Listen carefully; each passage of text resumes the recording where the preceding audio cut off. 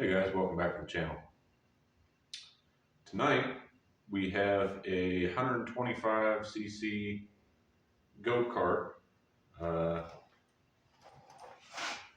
Came to me in a non-running condition. Customer installed a new engine that they bought off of the jungle side or somewhere alike. They bought a harness to go along with that engine and attempted to install the engine and wire in the ignition system.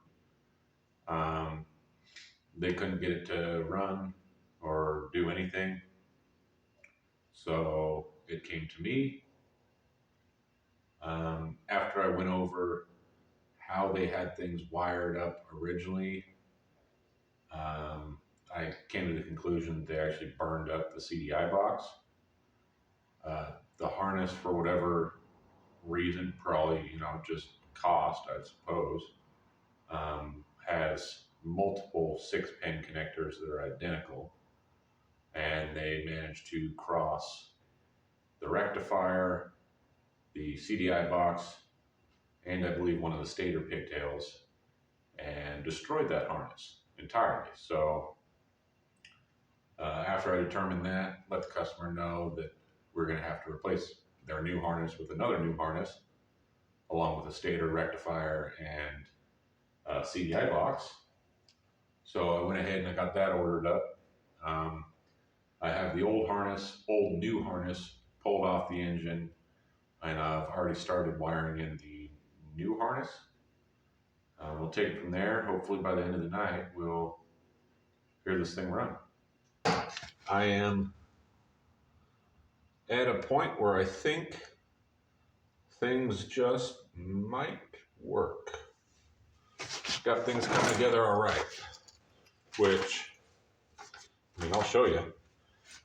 This horrendous wiring schematic that was included with this harness. This is probably the worst example of a wiring schematic I've come across, aside from maybe when you're working on, I feel like really old import vehicle schematics are very bad, along with some earlier GM ones are not great either. But this is by far worse than any vehicle schematic I've come across. Complete garbage. But we're making do with what we got. There may be some guessery in it. Hopefully we don't burn up any of our new components. There's also the possibility that our new components are junk out of the box, being that, the whole acronym of new never ever worked.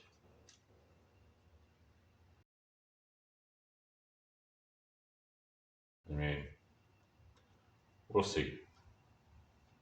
Let's hope that's not the case, and hopefully this will do what we need it to do, but we won't know until we install everything. That's also not to say that I don't know about this fuel system. It's a new engine with a used carburetor on there. I don't know if that's some kind of a Nicky or what that is, if that's a clone of an actual quality, something like a Nicky or something. It could be a Chinese clone too. It looks like it's definitely used, so for all I know, it's all gummed up with old fuel too. But we don't know till we get this done. I can't even crank the engine at this point, so till that's actually going to happen, we don't need to worry about fuel.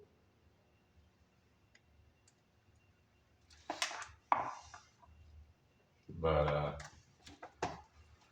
I don't have high hopes for that carburetor. Also, for the fact that there's no air filter on it, nor is there any way really to mount an air filter to that inlet on that carburetor, because it's, I don't know, probably 2.5 inches from the back of that seat rest.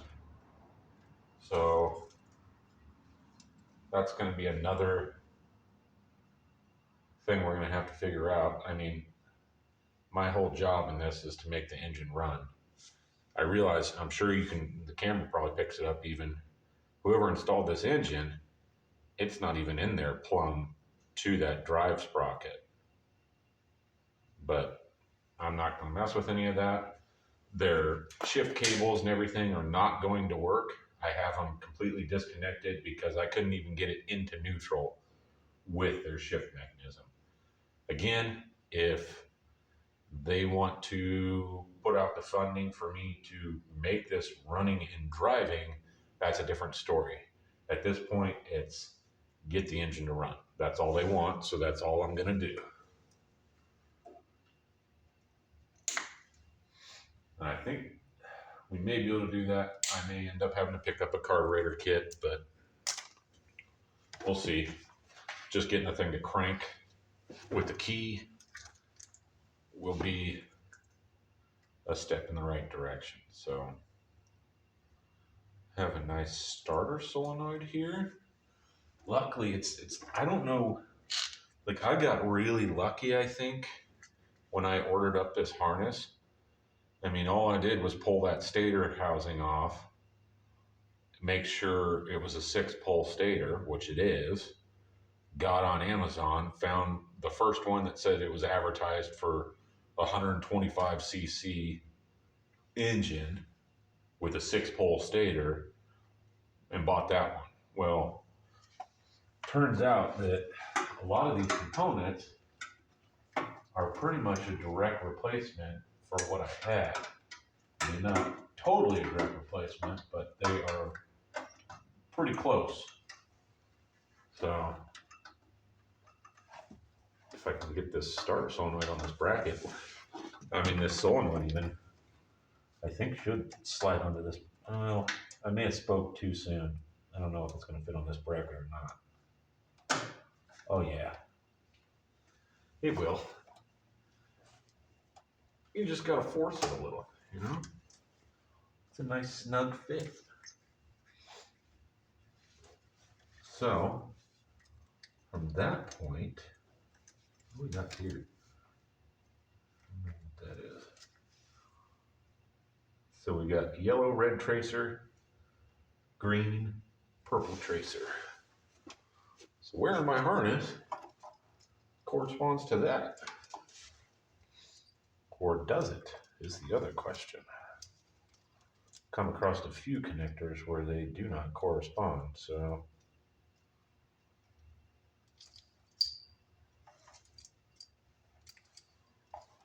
Well, that is probably our positive lead to one side of that solenoid. So it's probably one of these. Oh, like maybe this. Well, that is a solid green and a yellow with a red tracer. I mean, that's, and it would definitely plug in. What else we got? There's solid yellow, solid green. It looks like that's gotta probably be our connector. Let's go to our super duper schematic and locate our starter solenoid. Okay, green, red, yellow. So it does show it as a solid green on the harness side. Is that what we had? Solid green, yellow, red, yellow. Well, it's definitely yellow with a red tracer, but you know, semantics, right? So that is our connector for that. So how am I gonna, like, what are we gonna do with all this giant mess of wire? Gotta somehow, you know, tie this up to where it isn't getting ripped off. I'm driving the thing. I need my stator connector, and these bullets are gonna go into there. It's just like, I might have to reevaluate how I routed here. I mean, all this is really nice. That's why I kind of want to leave that right there. Actually, I'm going to put another zip tie in there.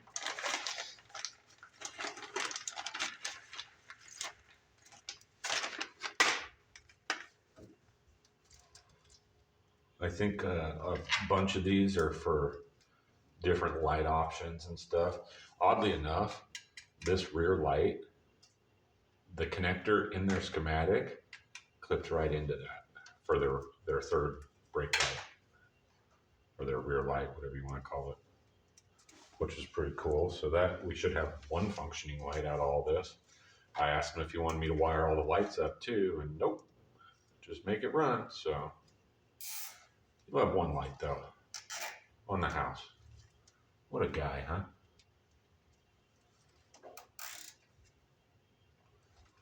And we'll go back when we're all done tying everything up, and we'll cut away the excess zip ties. Don't want 300 of them on there, but so that's going to my coil wire. It's just this, all this garbage right here. I need that cluster of wires in that direction somehow. Actually, I'm going to pull that wire off my coil. So that is red black goes to black terminal of the coil. I'm going to route it up over the top here.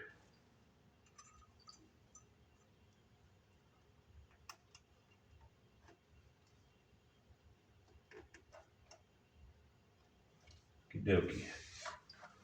We also have, looks like a case ground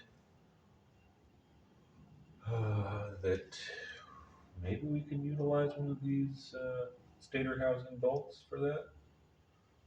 There's a 6mm bolt that might work for that.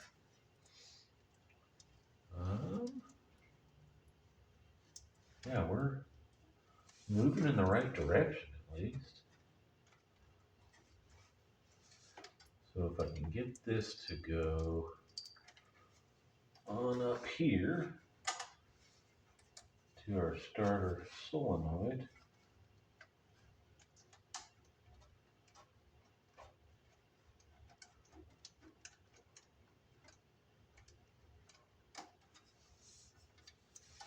We will very shortly be out of connections to be made. So these two, get those out of the way. So that is to our solenoid, other end of our solenoid. The other thing I don't know about that I don't like, so the wires, if you look at that, look, is this a mistake they made in making this harness? We got our red, our yellow red tracer on the left over here, and our green on the right. Well, it's just the opposite on the other side of the harness. They don't correspond. So, I mean, whatever. Guess we'll find out. If worst comes to worst, I'll send it back to Amazon and get a new one.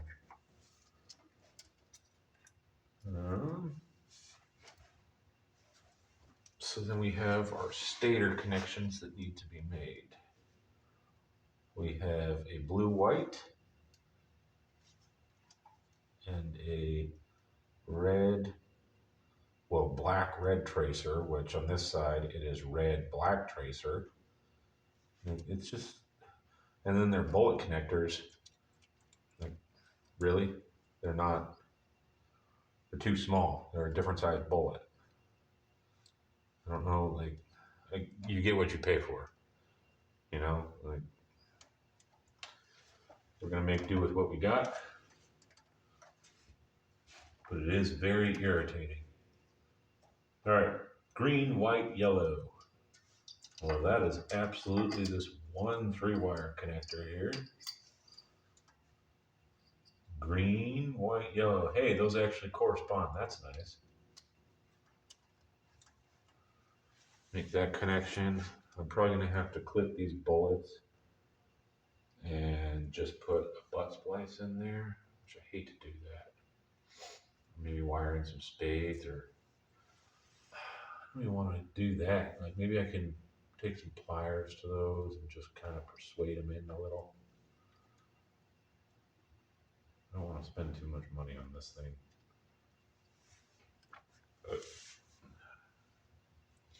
All right, guys, commercial break.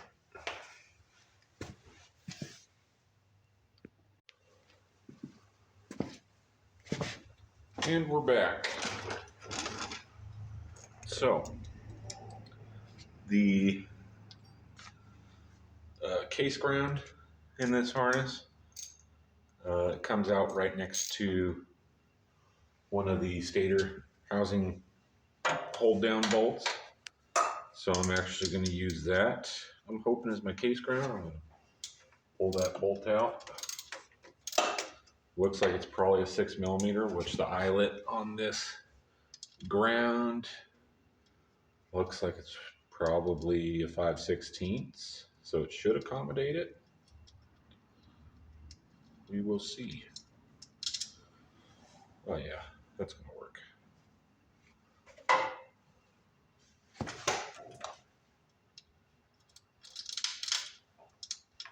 Beautiful. It's like it was meant to go right there.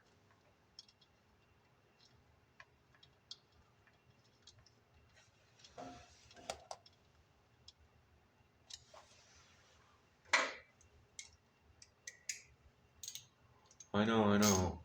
But the case, that stator housing's powder coated. You can't ground. Well, the threads aren't grounded, or the threads aren't powder coated. It'll work perfectly fine as a case ground. Don't you worry about that.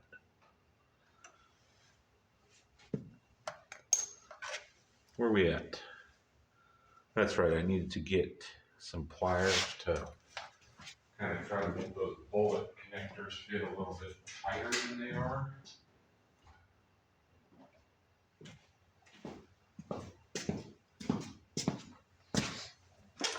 Right now, they're pretty similar to the Hildebeest's mouth, so by that I mean super wide, gaping, sloppy.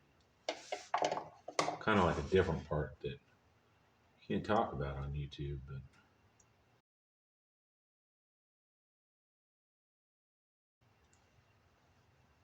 we'll just refer to the beast's mouth as that gaping hole.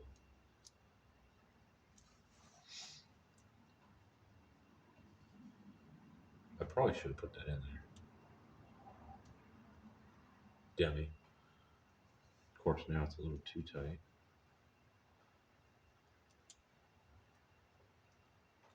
Oh.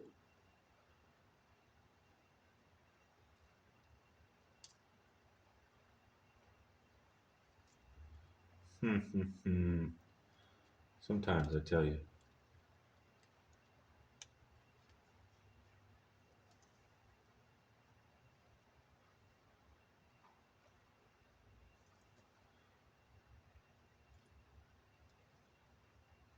It's weird for whatever reason on these bullet connectors that they tried to make like some kind of a weather type connection of sorts when none of these other connectors have a weather pack connection.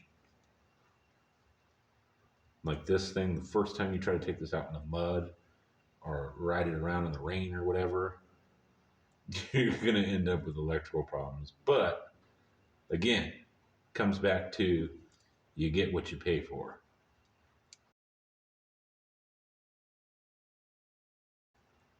It's a cheap Chinese machine. It's only made to handle so much. Okay, I gotta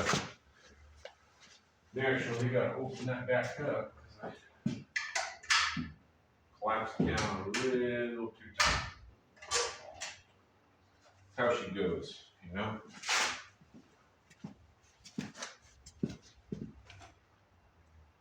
What do? You just keep rolling. We got one of them to fit real nice though. I mean, I'm not going to touch it anymore because I know I'll just mess it up if I try to. So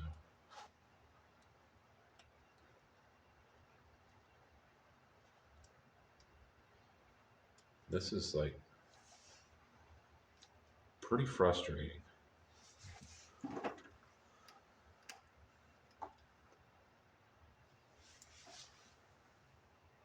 Just go in your home, would you?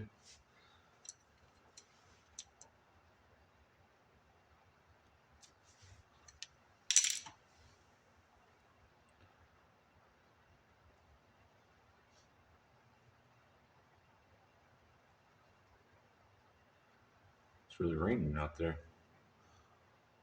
What is it? February 29th. And we got a winter weather advisory in Southern Oregon. It's supposed to snow down to, I think, 1,500 feet, which is right about the valley's elevation. We're a little bit lower than that, I think, but might actually get some snow tonight. It's weird that it had to wait this long, but whatever. Where are we at? All right, so we got some other connector right there. I'm gonna tape some of these up. Clean this up a little bit.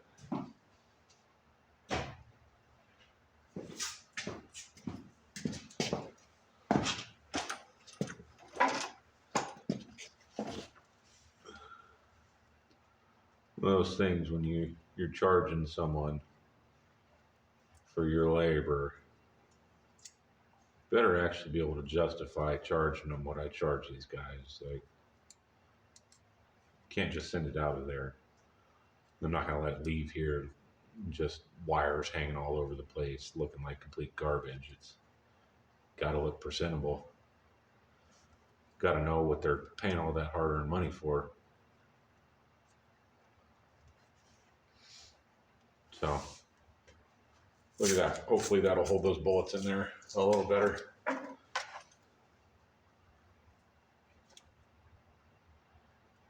Because I did not feel super warm and fuzzy even after collapsing them. That it was a real good connection, but this one's sure that they're not going to rattle out or anything. And it'll actually make it a little more of a weather pack connection. So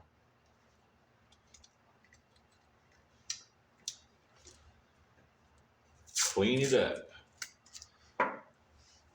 I mean, you don't want to go too crazy at this stage in the game, taping stuff up and looming all the wires and everything, because you still gotta, I mean, verify that it's actually gonna run. For all I know, all my connections are not correct. I'm doing the best I got, or the best I can with the schematic I got, but like I said, some of these wires are not lining up even to their schematic colors, so some of it's gonna be a guessing game regardless. All right, so let's do the other side of the starter relay up here. I think we're really close to actually making that battery connection and seeing if it does anything. Which, fingers crossed that it does. Because I've been putting this job off for a while. You may have seen it in the background in a few of the Detroit mower videos. It's just been sitting in my shop taking up space. Because it's one of those that was not a huge priority. I have a lot of other customer jobs on the table right now that, you know, are cars that people rely on to commute, to work, and whatnot. And, you know, they actually need their cars back. When it comes to toys like this kind of thing, it's on the back burner always, unfortunately, for that customer. Like, it is what it is. Got to take care of the people who need their actual cars to commute, you know? That's just like the classic car work for me. These guys, I mean, those guys have plenty of cars a lot of the time. It's not like they're just driving one 50-year-old car around town. They got a regular old commuter. So that's back burner work. Got to set your priorities. Yeah, you can't always keep all of them happy, but you know what? If you're not happy with the time frame I give you, you can take your work elsewhere, right? I don't usually have that problem though. People, for whatever reason, my customers are pretty understanding of that, which I can appreciate. That's why I'll keep taking work from them. It's those people that want to put a rush on every single job like they're the only thing I got to work on. No, take it somewhere else. I don't need your work. I'm busy enough. So, what do we got here? Starter solenoid is wired up. The ignition coil is wired up. We got that case grounded. Rectifier is plugged in. Stator is plugged in. The bullets for the stator are plugged in. We have that super sweet rear light. Some extra light harness dealies here. Have our CDI box mounted up here. It's plugged in. We have our ignition switch, our start switch, all wired. I guess we probably ought to check this super nice, really high-end fuse holder. Make sure there's actually a fuse in this holder. If I can figure out how you actually open it. Well, there's a fuse in it, but it would appear that it is broken. I mean, it did take a long boat ride from China, right? So, glass fuse, you can't expect too much. Wow, that is high end. Goodness gracious. Some people's kids, I tell you. This is. I just got to keep telling myself sometimes when it comes to this stuff, like, you really do get what you pay for. Oh, goodness gracious. Don't break.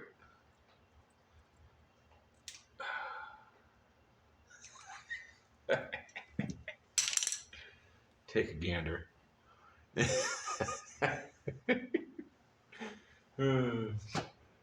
Man, and I think all the fuses are out on the truck. And like I told you, pouring rain.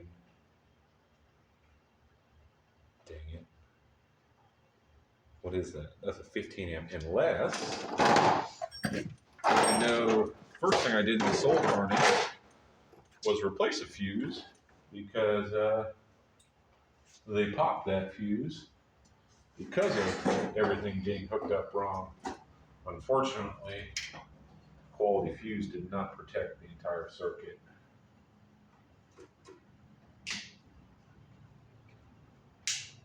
So I should have one in here that is pretty good. And I do. Cool. Now if I can get it out of this holder without destroying it. This one I taped up the wires where they go into this fuse holder so they didn't just pull out like that one. Like, you know, this one's doing.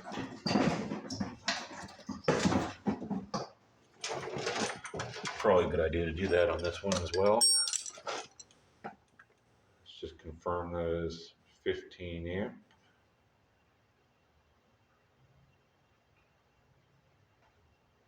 Oh, it's only 5 amp. Well, that's what we're going to do right now so I can avoid going out in the rain. If it pops instantly, it does, but I think 15 amps in this itty bitty. This is 18 gauge wire, right? I don't know with how long the run is. I don't think that's a terrific idea at all to have a 15 amp fuse in there, but what do I know? I'm not an engineer, right? Whatever. So, at this point, We have battery ground. We have another ground up here, which I'm going to assume needs to be grounded to either the frame or the engine. Being as I already have a case ground to the engine, I'm going to find somewhere on the frame to ground this. And that would make sense just because the addition of any of these lights that may get wired in at a later date are going to need a chassis ground, I would assume. So probably a good idea to do that. So actually, before we make these battery connections, I do need to find a chassis grounding location. Again, somewhere where we're not going to just rip the wires off of it. And it also is going to have to reach. Actually, I'm going to make my ground connection now, so I know how much room I have.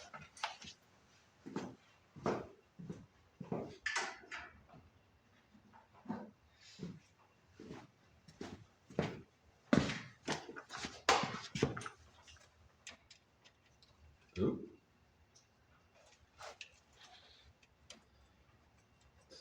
One thing I really do not like about this go-kart is the battery mounting location.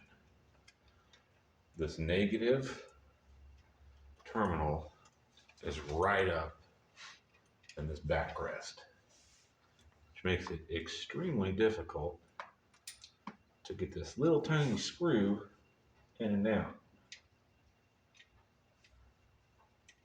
I guess, had I had little tiny Chinese hands, may be an easier task, but unfortunately I do not,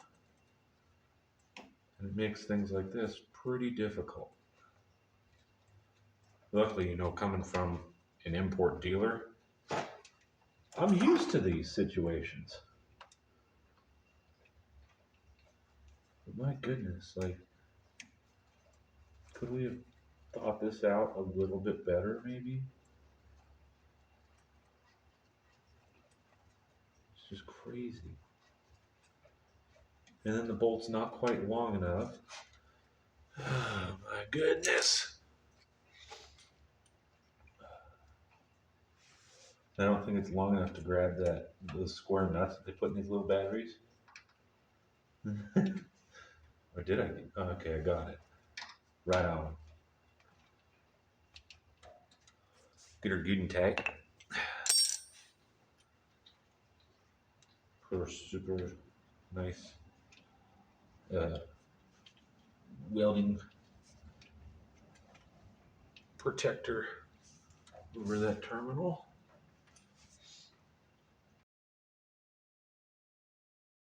I don't know if any of you guys have ever welded a wrench to a battery, but I've done my fair share of that. And I prefer not to do that. It's not really a good time anytime you do that. I've done it. I did that. I worked for a mobile truck repair, highway truck repair company for a little bit. And I remember I was out on one of these freight yards working on a truck, and I was disconnecting the batteries for something. Well, it had, what was it? It was a big battery bank. I want to say it was four big old batteries wired up in series. And I had like a big old long ratchet. One of the terminals was like really, really overly tight. I had like a long 3/8 ratchet with a flex head. Well, I'm ratcheting this nut off one of these terminals, and that thing, the handle on it, turned down, ratcheted down a little bit, and I clipped one of the other terminals, and I went from a positive to a negative, and it welded that thing to those terminals pretty damn quick. And I damn near shit my pants about that time. That was not a great time. And at that point, when you're talking that kind of amperage with 4 12-volt batteries in series, I mean, it'll weld it there faster than you can blink. And it'll get cherry red pretty damn quick too. So ever since that fiasco, I tend to be pretty careful when it comes to batteries and metal tools. Though, I will admit today, I wasn't really thinking. I was putting an auxiliary cooler in a LS swapped square body Chevy, and I was working up around the radiator, installing this cooler. Well, I don't know what was in my hand, something metal, and I didn't even notice it there till I actually hit it. But there was a breaker, one of those just metal two stud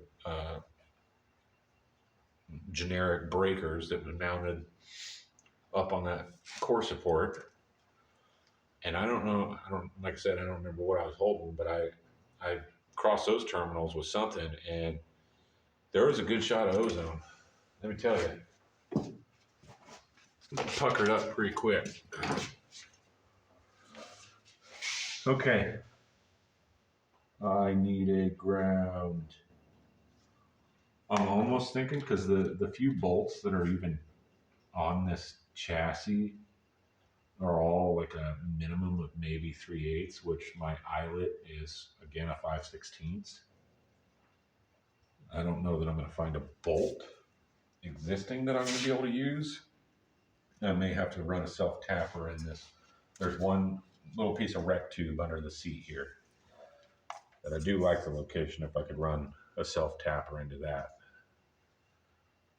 But again, I might have to go out to the truck to get that. So stand by, I guess.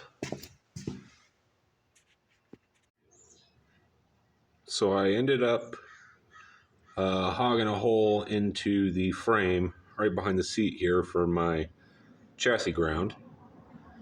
That concluded wiring the harness up. So I went ahead, flipped the key, and tried to start it, and I had absolutely nothing. So after staring at this terrific schematic and pondering for the last 20 minutes, I got to thinking, what else is going to that CDI box or to that rectifier that is a potential input, or even to that switch, the start-stop switch, that is a potential input that would prevent me from having any crank or any power to that starter solenoid. I had nothing to the command side of the starter solenoid. So I was looking at this and I see, well, we have this gear position line. And I thought, well, maybe we would require gear position, like a Prendle switch, to know that it's, park neutral. So I kind of thought about that for a minute, and then I'm looking at all these other things on here that I'm not using. And then I came across this one, rear brake switch, which is just these two spade connectors.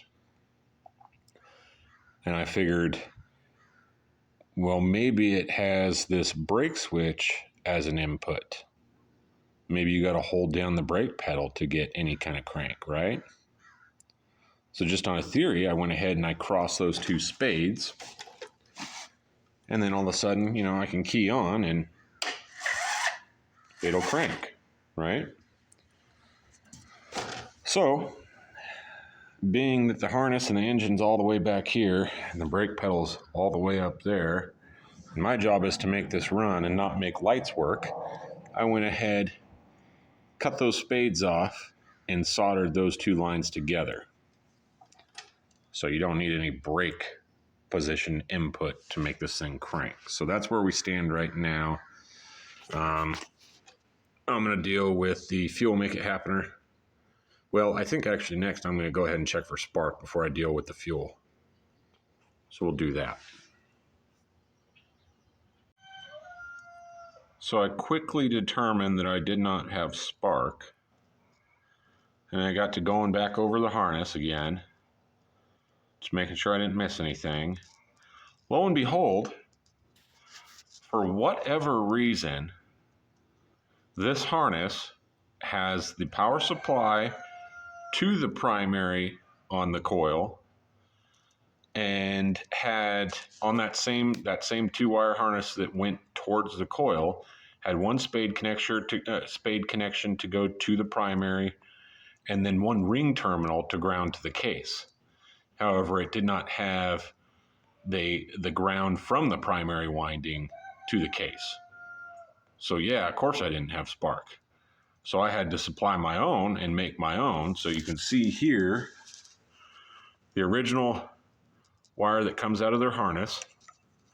Okay, you have this yellow black tracer that goes to positive side of the primary, and then you have the green wire, which is the case ground, which is just a 5/16 ring terminal from their harness.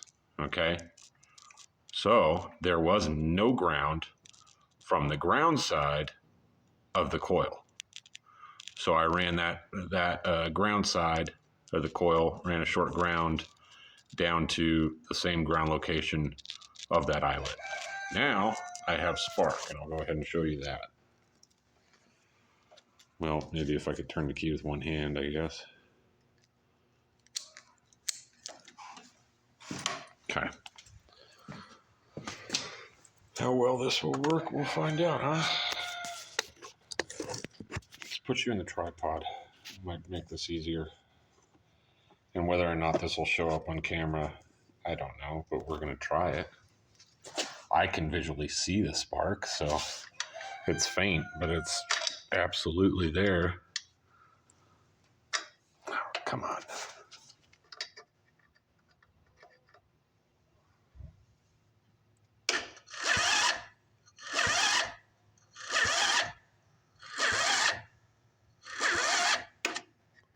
Yeah, I don't know. The cameras didn't pick that up. Probably doesn't help that these little batteries are just garbage. Take my word for it. We got spark now. We're now going to move on to the fuel make it happener, and hopefully we won't have to mess with it and it'll just work. So I added some fuel. We've got a jumper pack on there. See if we can't make some smoke, huh?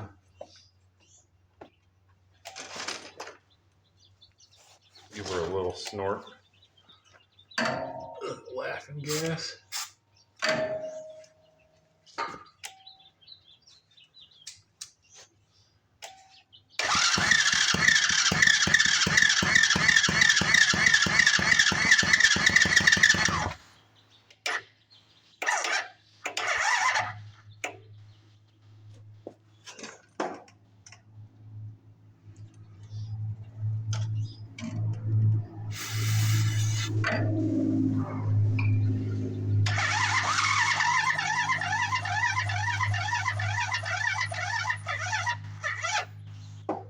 Come on.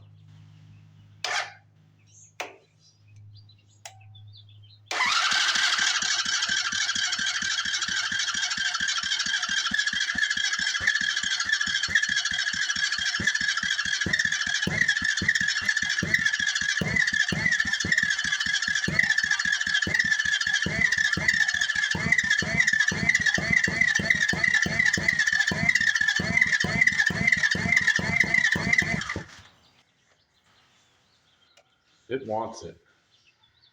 Oh, goodness. Nah, she's flooded. We're done. That carb has to come off. Yeah. It's actually pushing gas out the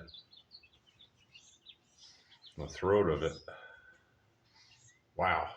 That's bad. Okay, well, I mean,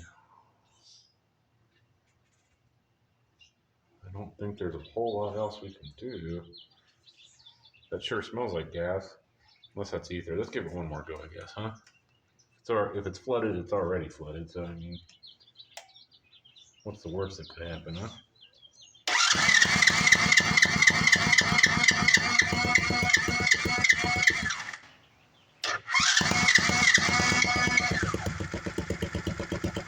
Oh, are we onto something here?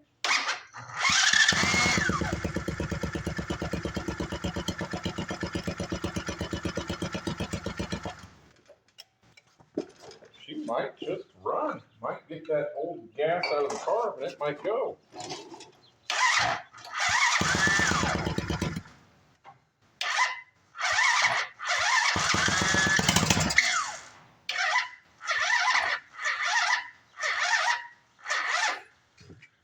You know, that's the one thing about these lithium jumpers that is just the dumbest thing. Shouldn't have to restart it every time.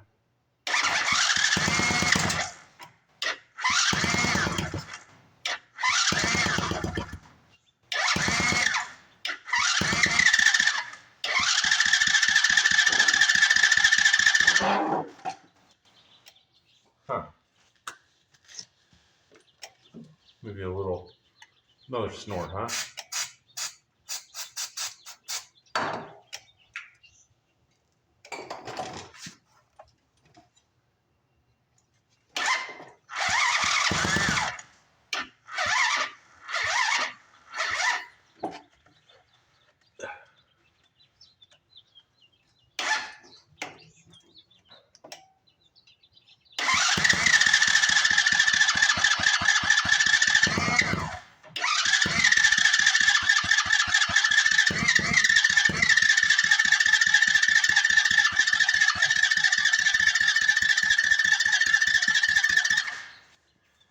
I'll let that starter cool off, guys. Probably pretty warm at this point. I went ahead and pulled that carburetor off of there while I was letting the starter cool off to get the model number off of it. I was going to see about getting a rebuild kit. Well, I can get a whole new carburetor, Chinese one to match the Chinese engine off of the Jungle site for 20 something bucks. So there's no sense in rebuilding that. I did go over it. Their mixture screw was backed way out. So I took that down to a turn and a half off of the seat. That should get us a little closer to running. The fuel filter was looking pretty grimy, so I went ahead and put a new fuel filter on there. And I figured out what is choked and what is not, being that I can't see down the throat of the carburetor. I went ahead and marked it on the bowl as choked versus open. So we'll give this another go. I'm getting fuel from the tank because the filter I put on, I can see it. It's full of fuel now, so I know that's not our problem. Give it a little snort. I have the choke off. Wasn't even going to choke it and see what happens. All right, fingers crossed, huh?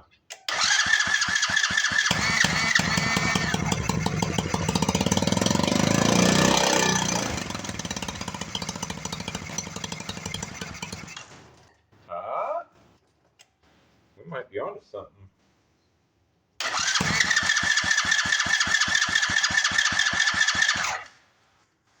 Maybe I should turn that choke on, huh? See what happens. Well, let's give it a little snort again, and then we'll choke it. She's just got to warm up, huh? That is a new motor.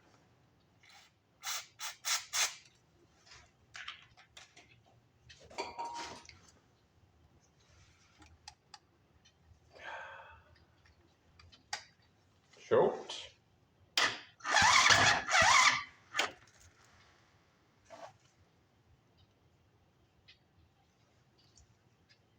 Wow, that is not very tight.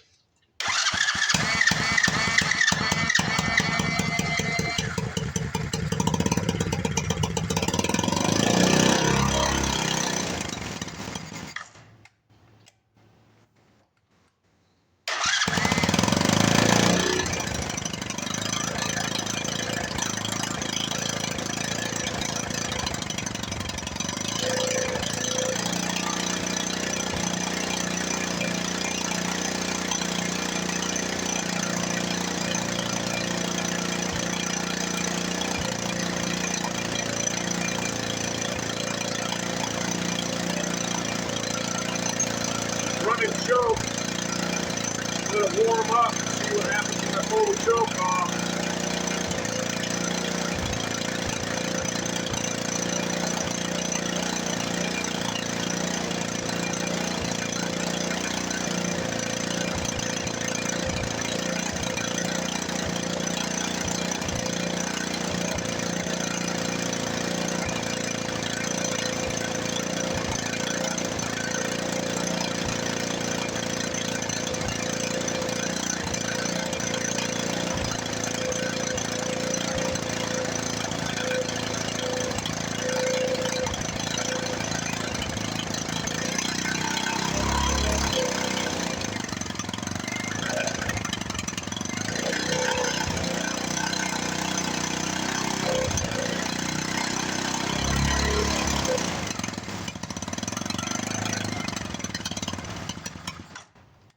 Weird, it didn't want to. Let's give it one more go, huh?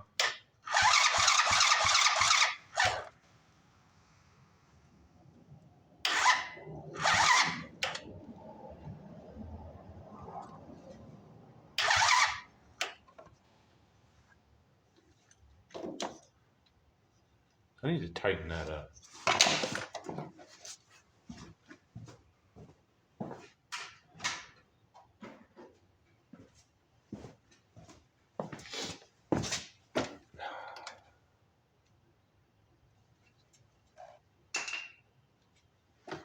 Where'd that go?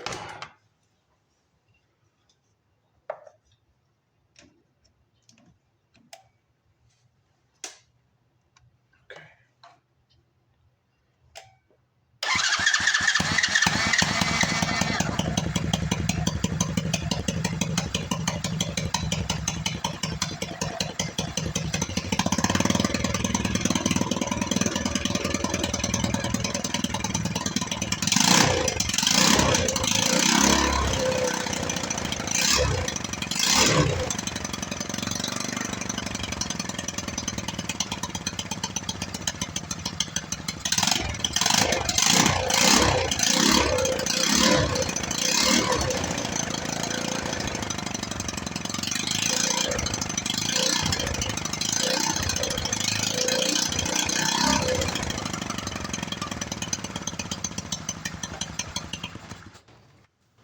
Man, I'm gonna say we likely have some vacuum leaks. Those gaskets on this carb are just super roached, but let's see. I mean, I think he's gonna have to get a carburetor regardless.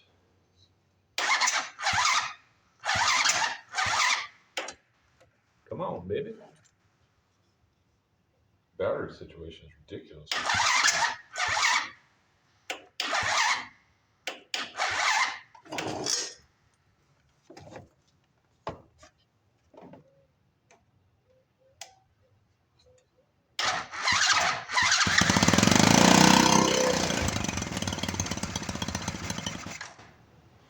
Yeah, it's definitely got a vacuum leak, likely from those dried out seals. It's not gonna run up a choke on.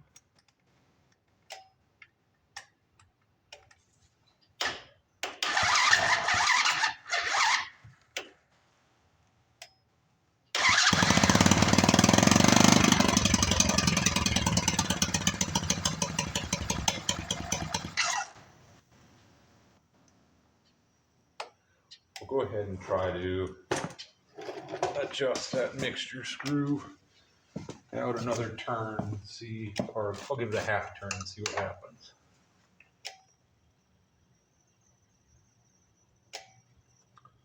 I don't think it's going to make any difference. I think the seals is gone. And we're sucking unmetered air.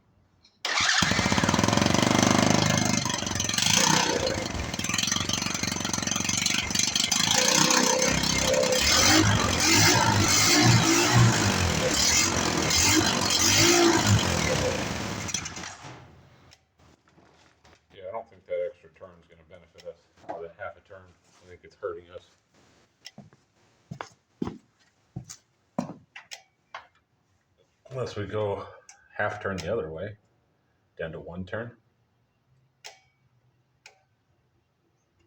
Let's try that. Maybe we're getting too much fuel. We're flooding it out, I don't know.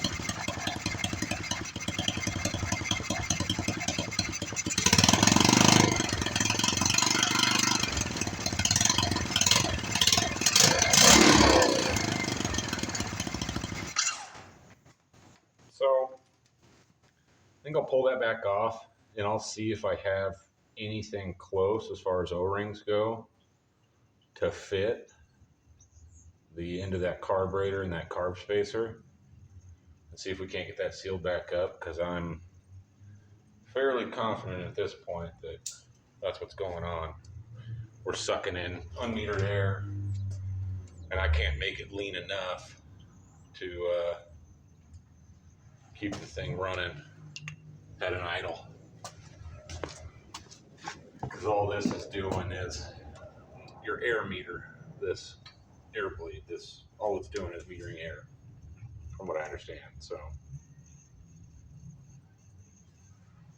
and it is not going to work because we're sucking in air behind the carburetor at that actual, there's a, well, here, I'll show you. There's a elbow that makes it do a 90 there into the cylinder head, if you can see that.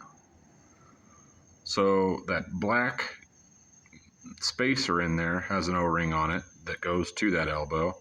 There's also a O-ring from the carburetor to that spacer, and there will also be an O-ring from that elbow down to the cylinder head, all of which appear to be very, very dried out and probably are not sealing worth a damn. So I'll go ahead and try to find some O-rings to replace them. So on second glance, I was about to take that carburetor back off when I realized there was actually a port down on the side of the fuel bowl area that I would imagine is manifold vacuum. And it was not attached to anything, it was not capped. I went ahead and just stuck my finger over it, started it back up, and lo and behold, it idled. There was our unmetered air. So I put a vacuum cap on it, fired up again just to confirm. But I think we have a running engine at this point. If I can get that to cooperate with us.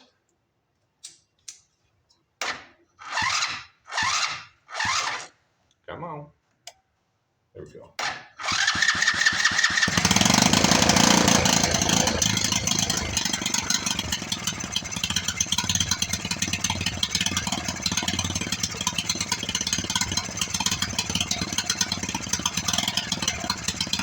There you have it. No joke.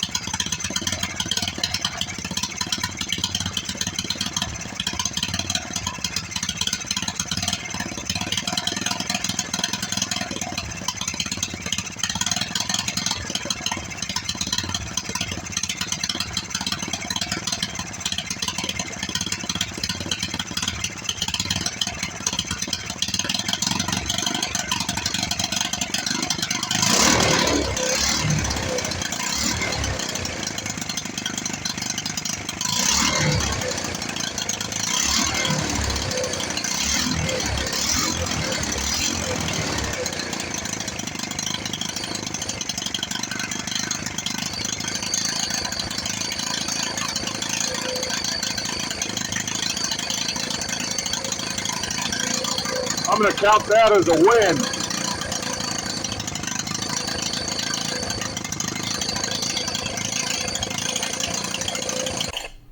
Well, there you have it. She's a runner. It could definitely benefit from a new carb and probably a new battery. Overall, it should be a pretty reliable unit, I would think. Guess I'll catch you guys in the next one.